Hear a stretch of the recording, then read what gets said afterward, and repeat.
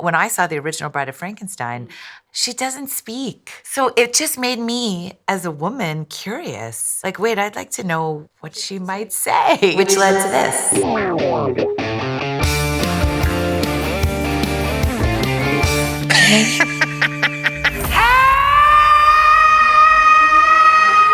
Thank you so much for having me.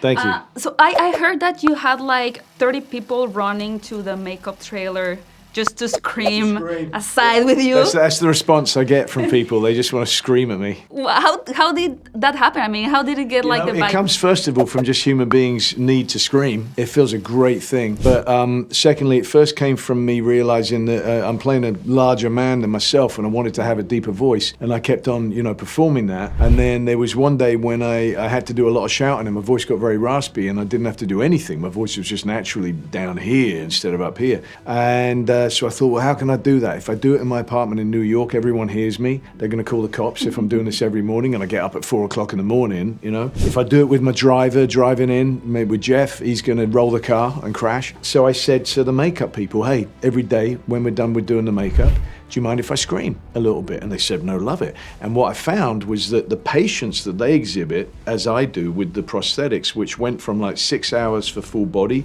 to like 2.5, 3 hours for just the face, their backs are aching, they're having to do such minute detail, they're brilliant artists, but they want to scream at the end of it all, just to let it all out. And so we would all get together and it became a thing that my team did. And then other people would hear it, wondering what was happening, and then they'd come over and I would leave the makeup trailer and there'd be tons of crew there. Sometimes Jesse, sometimes Maggie, sometimes the other actors, and everyone just standing there and they knew when my screaming was coming and everyone wanted in on it. And so it became a real sort of ritual, absolutely. A very nice, cathartic one. Maybe other productions will imitate it and it's going to be called like the Bale ritual. Great, love Screaming. it. If they want to do it. Vengo en mi outfit de Myrna, en mi cabeza. Sí. Intenté. Total, las ochentero. sombreras, el rojo, te queda genial. Qué linda, se intentó. Oye, algo bien interesante de esta película es que la novia en su resurrección como que llega en blanco, ¿no? No sabe quién es, hacia dónde ir. Y vinculándose un poco con tu trabajo como actriz, ¿hay algún momento en donde el no saber haya sido una ventaja para ti? De cierta forma como que la ignorancia en ese momento.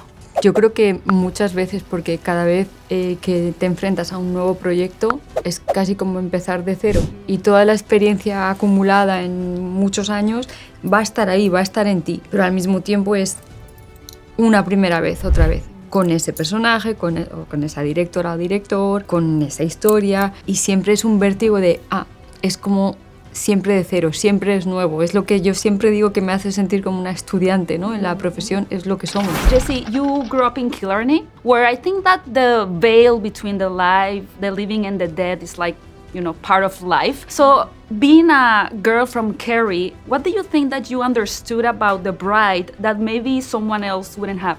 I don't think it's just kind of pinpointed to Kerry. I mean, I think every time anything's born, you're always strangling the precipice of life and death. I mean, it's inevitable, and you have many deaths throughout life in yourself, and in identities, and I certainly have, that's how I've grown, that's how I've kind of discovered myself. And I guess with the bride, I think there's something about growing up in that landscape which was very expressive, it was very feral and wild and alive, and things grew because they wanted to grow, they weren't planted. And I think that definitely gave me something in my expression of just something porous, things can just a fluidity to expression, and not to any time I've been put into a box, I've crashed my way out of it. It's very interesting how you have built your career on choosing your own transformations, right? But now you play a character that definitely cannot choose how the world sees him. So how was it for you to play a character that it's tied in that decision? Yeah, he's in an interesting place. We don't really identify this so much in the film, but at that time, there'd been the horrible industrial war of World War I, right? And there were actually many men walking around with these horrendous scars across their face and reconstruction. And so there were these people who were completely misunderstood and mistreated badly, but that Frank wouldn't have looked hugely different from. He's a big dude, obviously, and he is someone who scares people immediately, and he has committed some of the worst crimes that you can possibly commit. But he did them when he was this kind of a giant man-child with no guidance whatsoever, with a father who abandoned him, a pathetic man who just ran in fear. And he's tried to teach himself that. And he's tried to teach himself through movies. He's tried to look at like the Fred Astaire character that Jake Gyllenhaal plays and tried to understand that. But then through meeting the absolutely electric personality of the bride, he understands, hey, you know what? He doesn't have to obsess about his past all the time. Don't make the same mistakes, but move forward with your life and live a full life, you know? Don't live your life full of remorse and regret ultimately at what you didn't do. And she gives him that freedom. And I've got to say, I'm looking at the padlock around your chain. Yeah. And saying that was definitely one of my influences was Sid Vicious. That in the white jacket, it was, I sent to Maggie, Sid Vicious singing My Way in his white jacket, nothing underneath. He had that. And walking down the steps. And that became one of the images that we based Frank. Siento que la película habla de cómo el arte, de cierta forma, te puede poseer o te puede atravesar en un punto en el que quizá todavía no lo entiendes. ¿Te ha pasado con algún personaje, el como ser atravesada por el personaje a pesar de que no lo entiendes del todo?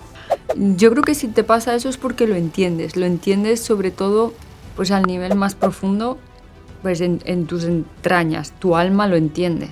Y si además, pues cuando te enfrentas a un personaje necesitas entenderlo también a un nivel intelectual, pero sobre todo tiene que estar ahí como modificando algo por dentro, ¿no? Casi a nivel del alma. Y cuando pasa eso, que no es que pase siempre, es una sensación como que crea mucha adicción, porque es una sensación de algo que solo el arte te puede hacer sentir, ¿no? Como de volar, y donde tú estás ahí sirviendo a esa historia, a ese personaje. Eres una pieza más de un puzzle donde todo va remando en la misma dirección, pero a favor de contar esa historia. Y ahí no hay lugar para ego de nadie. Es una sensación muy... Es lo que más me gusta de la profesión. Recently you said something really interesting on a red carpet, that around 7% of directors are female. So I wanted to ask you, which do you think is one of the main lies that females or women who want to be directors keep hearing? I think that there are a lot of women with directorial minds. I think I've always been one. The truth is, I think I've always been a director, but I was an actress for many years because I thought that's just what you do if you love cinema and you love storytelling. I saw many actresses express themselves in a really interesting way that I could relate to. I saw no women filmmakers do it for most of my life, right? Then I don't know, 16 or something, and saw The Piano that Jane Campion directed.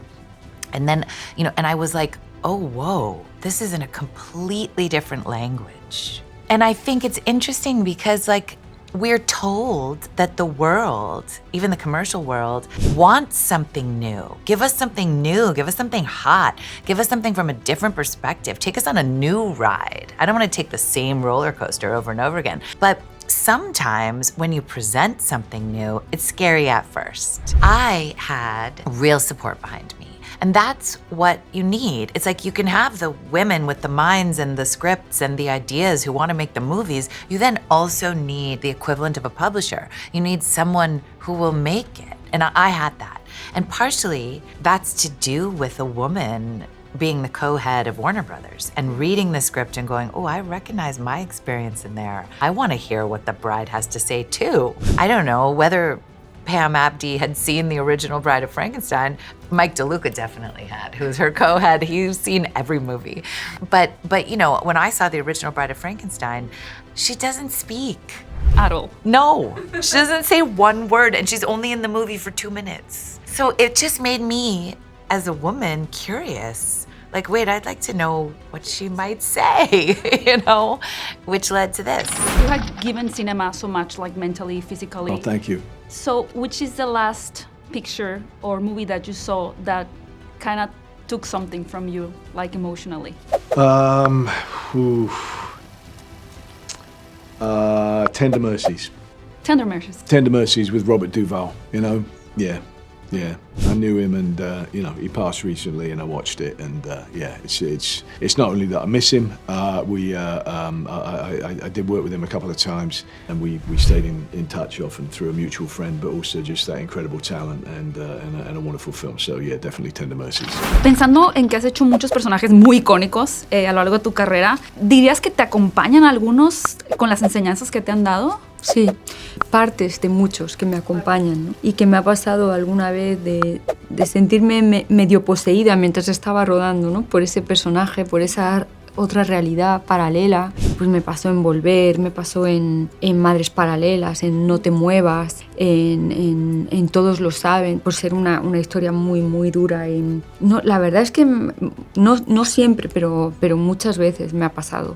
Y que no quiere decir que yo piense que el resultado de esas es mejor que el resultado de otras, pero el proceso, ¿no? de cómo sacarlas adelante. Una película italiana que se llama No te muevas, que yo recuerdo que cuando terminé tuve que dar un paseo por la ciudad, el paseo de yo lo dejo aquí, el personaje se tiene que ir, me tiene que dejar, porque no podía seguir adelante sin hacer algún tipo de ritual. Como un exorcismo. Sí, me pasó también cuando hice Mama, de Julio Medem. Es una mujer que se muere de cáncer de pecho, y entré tanto en esta realidad y en la de las mujeres que me ayudaban a preparar el personaje, que lo primero que tuve que hacer antes de rodarla es hacerme otra mamografía, aunque no me tocaba. No puedo mezclar el miedo con la realidad del personaje. Y al final otro ritual de ya te digo adiós, porque te puedes quedar como muy colgado en energías. Y sí, no pasa siempre, porque si no yo creo que estaríamos todavía más locos, pero pasa a veces. Claro. Muchas gracias, Penélope. Un placer platicar contigo. Gracias, Nos vemos igualmente. pronto, que estés Igualmente. muy bien. Thank you so Yeah. much. Well, congratulations. If I ever direct a movie, I hope it's 1% of as good as this one is. I'm sure it will be. Oh, thank you so much. It was great talking to you. The bride of Frankenstein. No, just the bride. Oh.